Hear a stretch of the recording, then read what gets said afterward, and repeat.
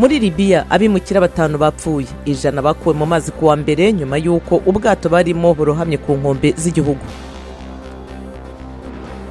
Chishimba Kambwiri, umuyobozi w'ishyaka National Democratic Congress muri Zambia, ahakana ibirego bya ruswa muri guverinoma byakozwe mbere yuko irukanwa ku mirimo. I Kampala muri Uganda, abategera uko amakipe azatsinda bararushaho kwiyongera muri iki gihe cy'imikino y'igikombe cy'isi. Abashakashatsi bishyize ahantu biheje muri laboratoire ikomeye muri Gabon kugira ngo babashe kurwanya indwara ya Ebola. Naho perezida wa Mali yabonanye kandi ashima Mamadou Gassama watabaye umwana wanaganaga ku igorofa ry'umuturirwa i Paris mu Bufaransa.